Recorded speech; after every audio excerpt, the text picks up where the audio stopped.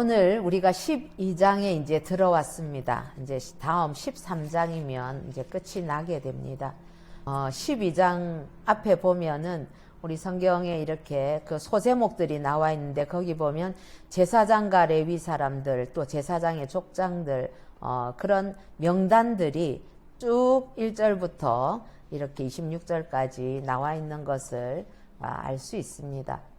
이 제사장 가문들의 목록이 다 이제 서술되어 있었는데 이 제사장들은 맨 처음 스룹바벨과 더불어서 귀환했던 그 시절 때의 제사장으로부터 시작해서 지금 느헤미야가 있을 때까지의 거의 그래도 한 세기 조금 남짓한 그런 시차를 두고 섬기고 있는 그런 제사장 가문이 소개가 되고 있습니다.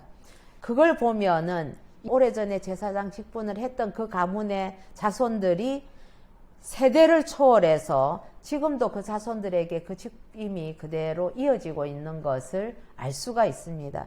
이것은 하나님의 구속사가 개인이나 그 당대에만 그치는 것이 아니라는 것을 시사해 주고 있지요. 후대에까지 이어진다. 이 후대에까지 이어진다는 것은 앞으로도 그렇게 그 신앙의 전통을 계속해서 이어가야 한다 하는 것을 전제하는 그런 의미로 우리가 이 족보를 받아들이면 유익할 것 같습니다.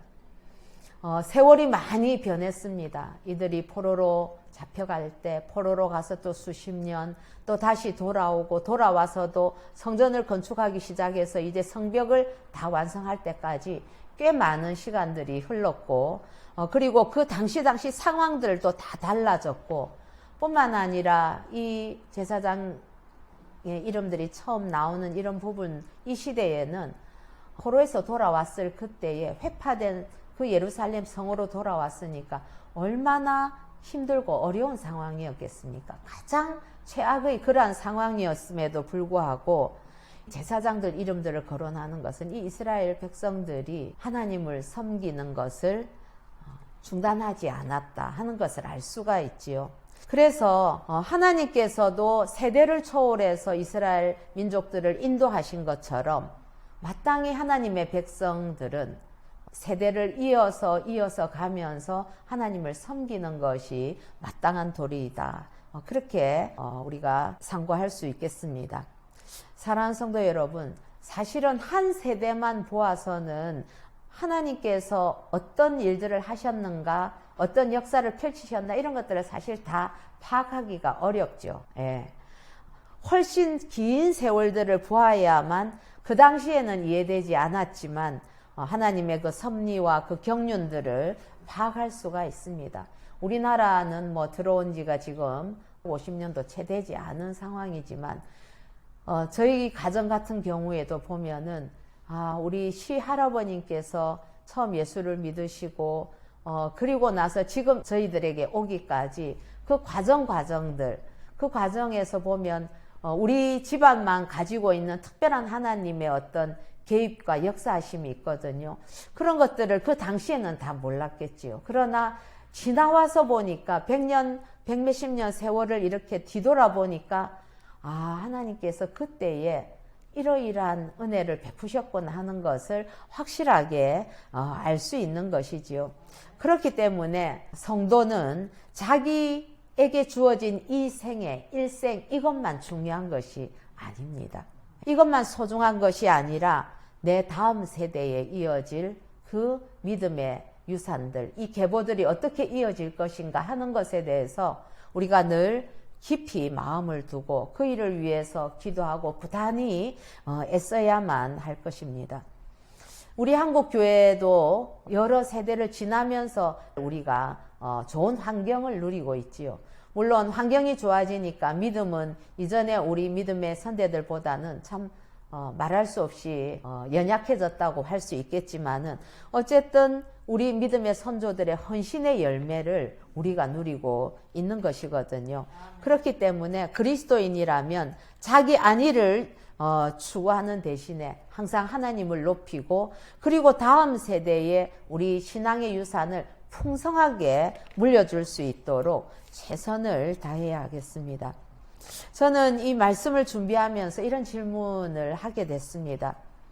가문에서 목회자가 이렇게 나오는 것을 자랑으로 여기던 그런 시대가 있었습니다. 지금도 여전히 그래야만 하겠지만 제가 생각할 때 한 30년 전쯤 그때는 목회자가 이렇게 나온다는 것을 굉장히 자랑스럽게 생각할 때가 있었습니다. 그런데 지금은 자녀가 만약에 목회자가 되기 위해서 신학을 하겠다고 하면 이전처럼 그런 반응을 보일까? 혹시 말리는 것은 아닐까? 아니면 저 집 자녀가 신학을 한다네 이러면은 좀 안쓰럽게 생각하는 그런 것은 아닌지 참 민망하기도 하고 염려스럽기도 했습니다. 물론 주의 종의 길을 가는 것이 도피처가 된다든지 그래서는 안 되겠지요. 그러나 그 주의 종의 길을 가겠다고 했을 때에 그걸 참 소중히 여기고 그리고 함께 기뻐하고 축복하고 그리고 내 같이 기도해주고 그러면서 영광스럽게 여긴다면 하나님께서도 그것을 함께 기뻐하시지 않겠습니까? 저는 우리 교회에도 우리의 다음 세대 중에 그 누군가가 이 제사장의 가문의 이름이 열거되는 것처럼 목회자의 길을 가는 그런 꿈을 꾸어보게 됐습니다. 이런 아름다운 신앙의 계보가 이어지는 것이 얼마나 우리에게 인생에 있어서 값진 것인가, 또 하나님 앞에 아름다운 영광을 돌릴 수 있는 한 방법이 되겠다, 그런 생각을 하면서 도전을 드려봅니다. 우리 오늘 읽었던 27절에서 30절까지 말씀을 보면 마침내 이제 느헤미야의 결론 부분에 이른 것을 알 수가 있습니다. 예루살렘 성벽을 짓기 시작하는 그때로부터 시작해서 이제 성벽이 다 지어졌고 백성들은 즐겁게 이것을 봉헌하기 위해서 준비하는 모습이 방금 우리가 읽었던 그러한 내용이지요. 호로기에서 돌아와서 예루살렘 성전을 짓기 위해서 그 기초를 놓을 때에도 에스라서 3장의 10절에서 13절에 보면 모두가 너무너무 기뻐하고 즐거워하면서 그렇게 찬송했다 하는 기록이 있습니다. 그리고 나이 드신 분들, 이전에 예루살렘 성전을 보았던 분들은 그분들은 지금 이제 작게 시작하려고 하는 것 때문에 너무 마음이 아파서 통곡도 했다고 했습니다. 그거는 슬픈 것도 있고 또 감격스러운 것도 있지요. 그 무너진 곳에 다시금 성전을 수축한다는 그런 기쁨이 있었는데 이제는 성벽까지 이제 다 완성하고 나서 모두가 함께 기뻐하면서 축제를 즐기려고 하지요. 저는 27절에 각 처에서 레위 사람들을 찾아 예루살렘으로 데려다가 참 그 말씀이 굉장히 마음에 와닿았습니다. 이 봉헌식을 하기 위해서, 이 예배를 드리기 위해서 각 처에 흩어져 있던 레위 사람들을 다 찾아서 그렇게 불러서 예루살렘으로 데리고 왔대요. 그래서 감사하고 노래하고 재금을 치고 비파와 수금을 타면서 즐겁게 봉헌식을 하려고 했다. 그리고 이들은 다 몸을 정결하게 하고 그 다음 자신들의 직분을 따라서 성문과 성벽과 백성들을 다 정결하게 하는 일들을 했다고 성경은 이야기를 하고 있습니다. 여러분 참 이들의 마음이 얼마나 감격스러웠을까. 저는 이 노래하는 사람들을 다 불러 모아서 그 예루살렘 성 주변에 다 모으고 했다는 것이 이들이 미리미리 모이고 해서 뭐를 했겠습니까? 어쩌면 이 봉헌식에 우리가 찬양을 통해서 하나님 앞에 영광을 크게 돌릴까, 그런 설렘을 가지고 얼마나 연습하고 또 연습하고 연습했을까요? 그러면서 우리 교회에 추수감사주일 때나 아니면 크리스마스 때는 매번 발표를 하고 했는데 그 발표회를 위해서 막 모여서 의논하고 또 연습하고 또 즐거워하고 웃고 하던 그런 생각이 났습니다. 올해는 그런 것들이 여러 가지로 상황들이 많이 안 좋게 되었죠. 어쨌든 이들은 하나님 앞에 봉헌 예배 드릴 거를 생각하면서 준비하면서 함께 기뻐하는 그런 공동체였다 하는 것을 우리가 알 수가 있습니다. 포로 생활에서 구원해 주셨고 또 이방의 위협에서 지켜주신 그 하나님, 그 은혜를 생각하면 이들이 이렇게 기뻐하지 않을 수가 없었을 것입니다. 왜냐하면 이들은 그 성벽 공사할 때 억지로 참여하지 않았습니다. 자원하는 심령으로, 그래서 헌신적이고도 충성스럽게 일을 열심히 감당했기 때문에 어쩌면 열심히 감당했으면 했을수록 이 성전 봉헌식에 더 큰 기쁨으로 참여할 수 있었을 것입니다. 사랑하는 성도 여러분, 우리가 어렵고 힘들 때일수록 하나님께서 주신 그 은혜와 복을 헤아려 보고 찬양하면서 감사하는 저와 여러분 되기를 소원합니다. 두 번째로 우리 31절에서 43절까지의 말씀을 저와 여러분이 교독하면서 한번 읽어보시겠습니다. 그럼 먼저 31절 읽겠습니다. 이에 내가 유다의 방백들을 성벽 위에 오르게 하고 또 감사 찬송하는 자의 큰 무리를 둘로 나누어 성벽 위로 대오를 지어 가게 하였는데 한 무리는 오른쪽으로 분문을 향하여 가게 하니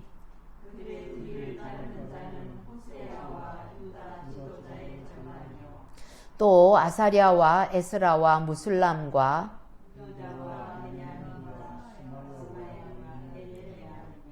또 제사장들의 자손 몇 사람이 나팔을 잡았으니 요나단의 아들 스마야의 손자 마따냐의 증손 미가야의 현손 삭굴의 오대손 아삽의 육대손 스가랴와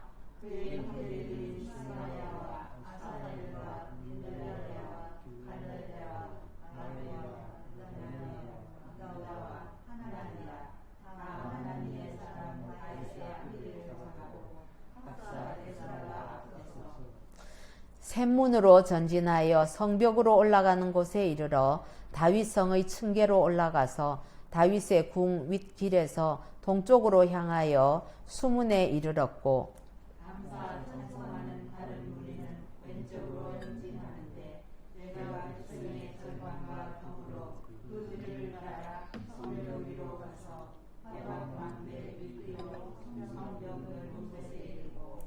에브라임 문 위로 옛문과 어문과 하나넬 망대와 함메아 망대를 지나 양문에 이르러 감옥 문에 멈춤에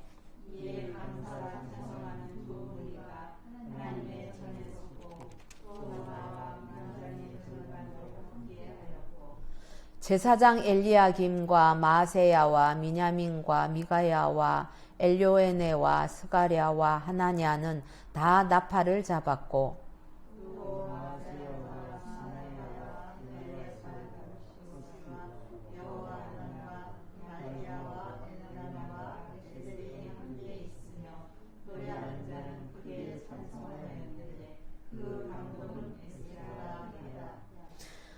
이날에 무리가 큰 제사를 드리고 심히 즐거워하였으니 이는 하나님이 크게 즐거워하게 하셨음이라. 부녀와 어린아이도 즐거워하였으므로 예루살렘이 즐거워하는 소리가 멀리 들렸느니라. 아멘. 어떻습니까? 여러분, 그림을 이렇게 한번 그려볼 수 있겠습니까? 성경 읽으실 때에 이런 그 서술적인 이런 것들은, 스토리가 있는 것들은 그 장면들이나 이런 것들을 말씀대로 이렇게 생각하면서 그려보면 훨씬 깊이 와닿게 되지요. 자, 이 봉헌식을 해나가는 모습입니다. 이 봉헌식을 이제 두 대를 나누어서 찬양대도 두 팀을 나누고 또 한쪽은 에스라, 한쪽은 느헤미야가 또 앞장서고 그리고 또 방백들도 또 반으로 나누고 이렇게 해서 한 곳에서 시작해서 한쪽은 오른쪽으로 한쪽은 왼쪽으로 돌아서 성전 앞에서 이제 만나게 되는 거예요.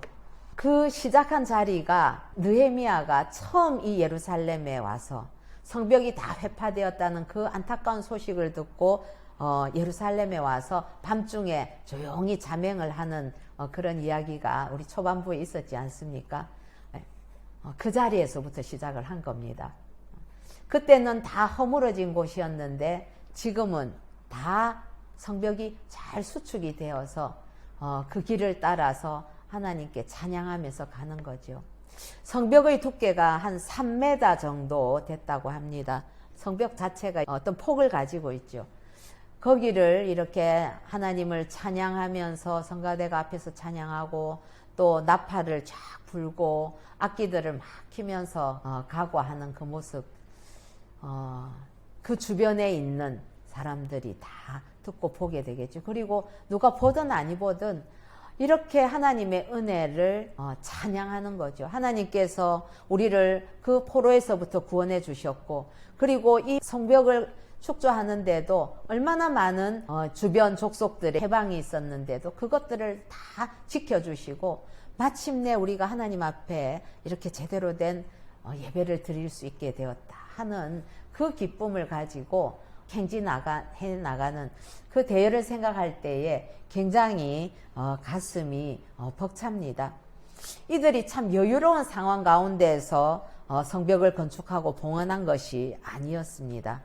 여러 가지 어려운 중에서도 이들은 자신에게 주어진 그 하나님의 부르심에 기꺼이 헌신하고 기쁨으로 그렇게 참여했고, 하나님께서 그걸 기뻐 받으시면서 신속하게 완공할 수 있도록 또 인도를 해주셨던 거죠. 그러니까 이 봉헌식이 얼마나 기쁨과 감사로 넘쳤는가 하는 것을 우리가 미루어 짐작할 수가 있습니다. 사랑하는 성도 여러분, 43절에 보면 이날에 무리가 큰 제사를 드리고 심히 즐거워하였으니 이는 하나님이 크게 즐거워하게 하셨습니다. 하나님께서도 이들이 마음껏 즐거워할 수 있도록 그 기쁨을 부어주셨다는 것 아니겠습니까? 그리고 부녀와 어린아이도. 그러니까 이 기쁨과 이 예배에 제외되는 사람은 아무도 없는 거예요. 여자들도 어린아이들까지도 모두 함께 참여해서 즐거워했기 때문에 저 멀리까지 이 예루살렘이 축제하는 이 소리가 들렸다, 이렇게 표현을 하고 있습니다. 사랑하는 성도 여러분, 그렇습니다. 하나님의 백성이 신앙생활을 하는 데 있어서 놓치지 말아야 될 것은 하나님께서 우리에게 주신 것에 대해서 기억하고 리마인드하고 감사하는 것입니다. 우리 주께서 인도해 주신 그 역사를 돌아보고 생각해 볼 때 그 은혜가 얼마나 놀라운 것인지를 다시 한번 확인해 볼 수 있을 것입니다. 지난 주간에 우리 교회 창립주일을 맞이하면서 그 시간들을 쭉 회상해 보지 않았습니까?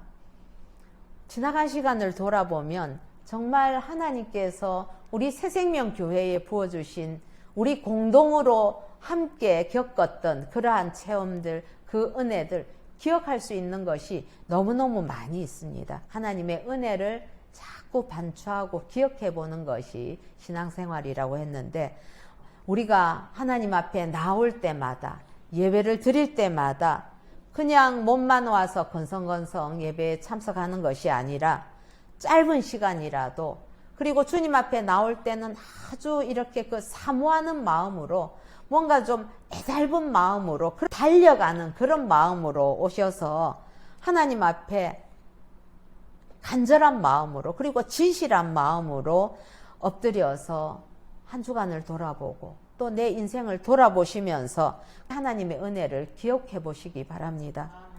내가 어떻게 하나님 앞에서 구원을 받았는가? 내가 어떻게 감히 나 같은 인간이 하나님 앞에 나와서 하나님을, 천지의 창조주가 되시는 그 하나님을 아바 아버지라고 부를 수 있는가? 그리고 내가 그동안에 힘들고 어려울 때에 하나님께서 나를 어떻게 도우셨는가? 내가 전혀 바랄 수도 없던 그 상황에서 지금 놀라운 것을 이루어 주신 그 하나님의 은혜, 그것을 기억하시면서 묵상하시면서 하나님께 감사드린다면 그 예배가 하나님 앞에서 넘치는 찬송으로 영광을 돌리는 그러한 예배, 하나님께서도 기쁘게 받으시는 그런 예배가 될 것입니다. 그래서 여러분들 예배의 자리에 와서 그냥 마당만 밟고 간다면 너무 그건 안타까운 일이지요. 물론 주님이 항상 우리와 함께 가시고 어디서나 주님과 우리가 교통할 수 있지만, 특별히 하나님께서 정해주신 그런 주일날 주일 예배, 또 정해진 예배 때마다 주님 앞에 오셨다면 주님을 만나지 않고 그냥 간다면 그건 너무 안타까운 일이지 않겠습니까? 그래서 늘 간절함으로 사모함으로 영과 진리로 예배하는 저와 여러분이 되기를 소원합니다. 우리 개인도 그렇게 해야 되겠지만은 특별히 우리가 구별되어서 이 교회 공동체의 일원이 되어서 예배 드릴 수 있다는 것은 이것은 엄청난 은혜이고 특권입니다. 제가 그 생각을 해봤습니다. 천안 지역에 많고 많은 교회가 있지요. 예, 유명한 교회도 많이 있습니다. 그러나 큰 교회 나가는 그 성도가 지금 우리 교회에 와서 이 자리에 앉아서 같이 예배를 드린다고 해도 그 소속감이라고나 할까요? 어떤 그 예배로부터 오는 그러한 감격 이런 것들을 우리 새생명교회 지체들만큼 느낄 수가 있을까요? 아마 그렇지 못할 겁니다. 그래서 하나님께서 지어주신 이 공동체, 이 공동체의 한 일원이 되었다는 것은 이건 보통의 만남이 아닌 거죠. 우리가 혈연으로 한 가족이 된 것도 놀라운 일이지만은 지금 이 교회 공동체는 하나님께서 그렇게 한 몸을 이루게 하신 공동체이기 때문에 이 공동체가 함께 모여서 하나님을 높이는 것은 얼마나 큰 의미가 있는지 모릅니다. 사랑하는 성도 여러분, 우리 개인에게 주신 은혜를 감사하는 것과 더불어서 믿음의 공동체, 새생명교회, 그리고 한국교회를 향한 그 하나님의 뜻을 기억하시고 살피시면서 그 뜻을 이루려고 성취하려고 크게 노력을 기울이는 저와 여러분이 되어야 될 것입니다. 그래서 성도가 한 마음으로 기도하고 찬송할 때에 우리 주님께서는 크신 역사를 이루십니다. 하나님께서는 개인과 공동체가 이렇게 함께 드리는 예배를 늘 기뻐 받으신다는 사실을 기억해야만 할 것입니다. 우리의 예배는 중단될 수 없습니다.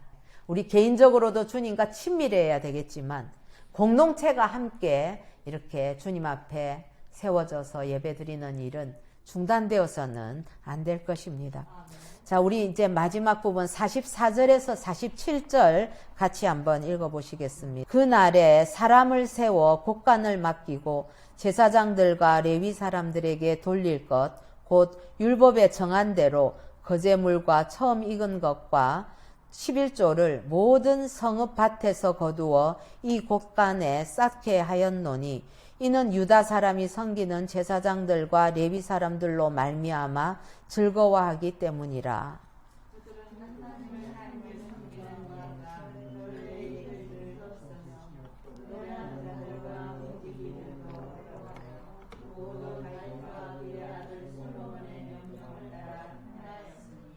옛적 다윗과 아삽의 때에는 노래하는 자의 지도자가 있어서 하나님께 찬송하는 노래와 감사하는 노래를 하였음이며 스룹바벨 때와 느헤미야 때는 온 이스라엘이 노래하는 자들과 문지기들에게 날마다 쓸 몫을 주되 그들이 성별한 것을 레위 사람들에게 주고 레위 사람들은 그것을 또 성별하여 아론 자손에게 주었느니라. 아멘. 여기에는 보면은 제사장이나 레위 사람들에게 이제 어떻게 일반 백성들이 그들을 말씀에 따라서 섬겼는가 하는 것이 나오지요.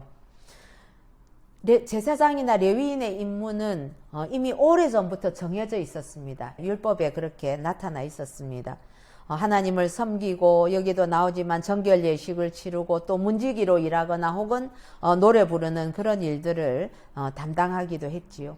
그런데 백성들이 말하자면 성직자들이잖아요. 이 성직자들이 그렇게 하나님을 섬기며 예배를 섬기며 성전을 섬기며 일하는 것을 보고 굉장히 기뻐했다고 합니다. 그래서 율례에 정해진 대로 이들에게 예물을 드리는 그 일이 아무도 이 일에 대해서 이의를 제기하지 않는 것이죠. 이 일이 스룹바벨 때와 이 느헤미야 때까지 계속해서 이루어졌다는 것은 이전에 있던 그 하나님의 말씀대로 예배가 지속적으로 이어져 왔다 하는 것을 알 수 있는 것입니다. 왜 하나님께서 제사장이나 레위인의 몫을 그렇게 규정을 하셨겠습니까? 그것은 이들은 하나님 앞에 온전히 전적으로 헌신하는 그런 사람들이었기 때문이죠. 그래서 레위인들에게는 땅을 주지 않으셨잖아요. 그렇죠? 이제 성읍들만 다 이렇게 그 지파들 가운데서 차지할 수 있게 하셨던 것입니다. 이스라엘 백성들은 이처럼 예배를 중요하게 생각하는 신앙 공동체였습니다. 우리 새생명교회도 하나님 앞에 드리는 예배를 늘 소중히 생각하고 예배에 그렇게 올인하고 하는 그런 공동체가 되는 것이 마땅하다고 생각합니다. 그래서 우리 7가지 비전 중에 첫 번째가 예배 공동체이지 않습니까? 이스라엘 백성들이 다른 그 주변의 여타 많은 그런 이방 민족들하고 구별되는 것은 그들의 군사력도 아니고요. 그들의 경제력 때문에 그들이 구별되는 것이 아니었습니다. 그건 지금도 마찬가지지요. 그들은 하나님 앞에 예배드리는 백성이기 때문에 거룩하게 구별이 되는 것입니다. 이 성전 봉헌식을 계기로 해서 그동안 이스라엘 역사 가운데 단절되었던 그 성전의 제사 의식과 제도가 온전하게 회복이 이제 되었습니다. 그리고 예물이나 첫 수확물 11조 관리하는 사람들도 이제 임명이 되었죠. 말하자면 어떤 제도가 갖추어지고 조직이 세워졌다 이런 것이고 그들에 대한 대우도 제도화되었습니다. 여기에 보면 매일마다 노래하는 사람이나 이런 사람들의 먹을 것이나 공급될 것이 공급되었다는 것은 그만큼 성전 안에서 예배가 활발하게 이루어졌다 하는 것을 알 수가 있는 것이지요. 이처럼 영적인 질서가 바로 서고 또 성직자가 하나님 보시기에 하나님 중심의 가치관을 잘 실현을 하면서 실천하게 되면 성도들은 그 성직의 권위를 인정하게 되는 것이지요. 그리고 그 활동을 잘할 수 있도록 기꺼이 자신들이 희생하는 것을 마다하지 않는 것입니다. 오늘날 우리 교회도 사역을 어떻게 계획하거나 또 재정을 지출하거나 할 때에 율법의 이 근본 정신을 지키고 있는지 우리가 늘 돌아보아야 할 것입니다. 시대가 흐를수록 사람들은 다 내 개인의 만족을 위해서는 아낌없이 사용합니다. 그러나 하나님의 일을 위해서는 그만큼 마음이나 곳간을 열지 않는 것을 많이 보게 되지요. 그래서는 안 될 것입니다. 그런데 그것을 그렇게 하도록 하는 데는 성직자들이 그만큼 하나님을 섬기는 일에 최선을 다할 때에 성도들도 그것을 보고 감동하여서 또 하나님 앞에 기쁨으로 헌신하게 된다 하는 것을 오늘 말씀을 통해서 다시 한번 우리가 기억을 하게 됩니다. 사랑하는 성도 여러분, 오늘 말씀을 우리가 정리하면서 늘 예배를 소중히 여기고 그래서 함께 공동체를 이루면서 감사하고 기뻐하고 찬송하는 그런 우리 새생명교회가 되기를 간절히 소원합니다. 뿐만 아니라 늘 하나님의 말씀에 순종하여서 우리의 물질 생활에 있어서도 우선순위를 분명히 하는, 그래서 하나님의 뜻에 합당하게 살아가는 저와 여러분 되기를 우리 주 예수님의 이름으로 축복합니다.